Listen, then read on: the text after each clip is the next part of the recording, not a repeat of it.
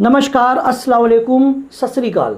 मैं हूं अख्तर हुसैन और आप हैं इस वक्त मेरे साथ अखिल भारतीय एनजीओ महामंच और न्यूज़ मंच पर। साथियों, आज हम फिर बात करेंगे हाथरस की घटना पर। उस मासूम के साथ बलात्कार हुआ, उसकी ज़बान काटी गई, उसकी रीढ़ की हड्डी तोड़ दी गई और उसकी लाश को 2 बजे रात को जला दिया गया। इतना ज़्यादा अत्याचार उसके ऊपर हुआ कि पूरे भारत के हर आवाम की आंखें नम हो गई। लोग ये सोचने को मजबूर हो गए कि क्या हो रहा है हमारे मुल्क में, हमारे देश में, और किस तरीके से जो है यहाँ की महिलाओं को, यहाँ की बच्चियों को, यहाँ की नाबालिग बच्चियों के साथ दुराचार हो रहा है, बलात्कार हो रहा है। उसके बाद उनकी हत्या कर दी जा रही है। हत्या के बाद दोस्तों, जो हमारे नेता हैं, जिनको हम चुन करके राज्यसभा और लोकसभा भेजते हैं कि हमारी आवाज़ बुलंद करेंगे, उनमें से एक ऐसे नेता हैं। मैं चाहूँगा कि एक बार आप इनका वीडियो देखें, इनकी आवाज़ सुने। इनकी आवाज़ बड़ी सुरीली है, लेकिन उससे निकले हुए एक एक अल्फाज जो है वो कांटों की तरह है हमारी माताओं और बहनों के लिए, पूरे भारत की महिलाओं के लिए। आप इनका वीडियो सुने। और इस तरह की लड़कियों को ये हिदायत भी देना चाहता हूँ कि अपनी माँ के साथ अगर जा रही हैं। इस तरह के लड़कियों से क्या मतलब है रंजीत जी आपका? इस तरह के लड़कियों से देखिए, हाथरस की जो लड़की है, प्रकरण वही है। तो हाथरस की जो लड़की है, इसका प्रेम प्रसंग था। ये पूरी वहाँ की क्षेत्र की जनता भी कह रही है। तो ये लड़की जब प्रेम प्रसंग के तहत लड़के को बुलाएगी तो इसको किस तरह की लड़की कहा जाएगा? अगर ये बाजरे के खेत में लड़के को बुला रही है तो इसको सचरित्र अच्छी लड़की कहा जाएगा। आपको कैसे पता रंजीत जी? आप एक जिम्मेदार आदमी हैं, जी जी, जिम्मेदार नेता है। ये आपको कैसे पता जो आप बयान दे रहे हैं? ये तो अभी तक तो उत्तर प्रदेश पुलिस को नहीं पता है, उत्तर प्रदेश के मुख्यमंत्री को नहीं पता है, डीजीपी को नहीं पता है। ये ऐसा है, टोटल आपकी सोशल मीडिया, हमारे दैनिक जागरण के समाचार पत्र सब ये कह रहे हैं कि ये घास काटने अपनी माँ के साथ गई थी, भाई के साथ गई थी। प्रकरण की शुरुआत यहीं से होती है। तो जब माँ और भाई के साथ घास काटने गई थी और घास बाजरे के खेत में ज्यादा थी, तो अपनी माँ को बताना चाहिए था कि मम्मी घास वहाँ ज्यादा है, चलो वहां से काट लें, जल्दी हो जाएगी। अकेले बाजरा के खेत में जाने की क्या जरूरत थी? यही तो मेरा सवाल है। क्या कोई अपने खेत में अकेले नहीं जा सकता? बिल्कुल जा सकता है, लेकिन अगर माँ साथ में है तो माँ के छोड़ करके कैसे जा सकता है? माँ अलग घास काटेगी और वो अलग घास काटेगी जा करके। हम भी फार्मर हैं, हम लोगों के भी फार्म पर औरतें घास काटने की क्या ये भारतीय जनता पार्टी के नेता की बात मानी जाए, ऑफिशियल बयान माना जाए? मैं पार्टी को इसमें इन्वॉल्व, ये मेरी व्यक्तिगत राय है, मैं पार्टी की राय से इसको नहीं इन्वॉल्व। चलिए, कोई बात नहीं, ठीक है। रंजीत बहादुर की बात है। सुना आप लोगों ने, ये थे भारतीय जनता पार्टी के एक नेता जिन्होंने किस तरीके से बात की है। आप ये सोच सकते हैं।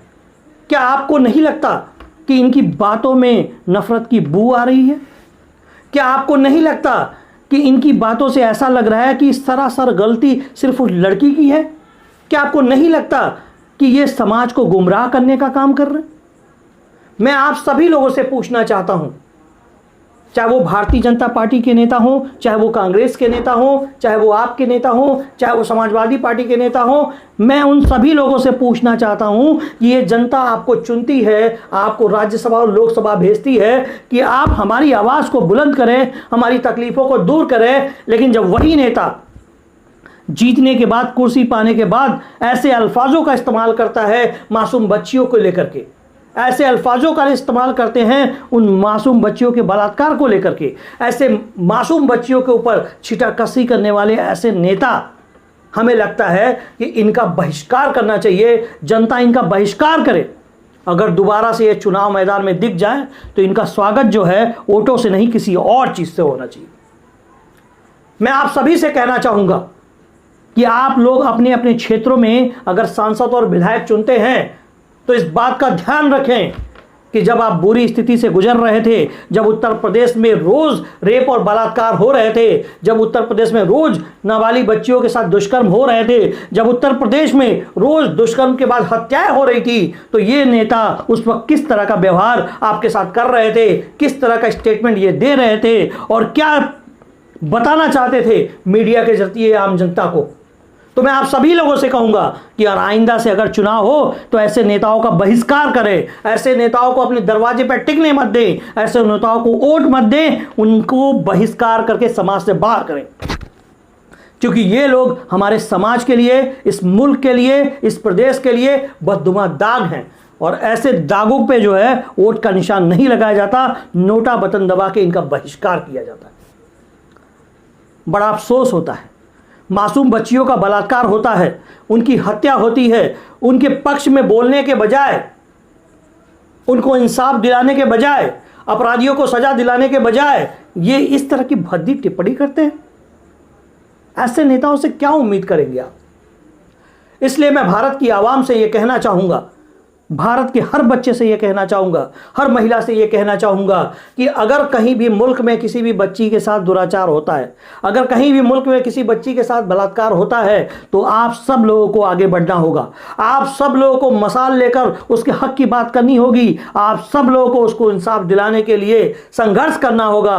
और जितने भी बलात्कार करने वाले लोग हैं, सबकी सजा सिर्फ एक होनी चाहिए, वो मौत, वो फांसी। हमारी और आपकी आवाज यही है कि भारत सरकार भारत में कहीं भी अगर रेप हो, बलात्कार हो, तो उसमें त्वरित जांच बिठा करके अपराधी, अगर अपराधी साबित होता है तो उसको फांसी की सजा दी जाए, उम्र कैद की नहीं।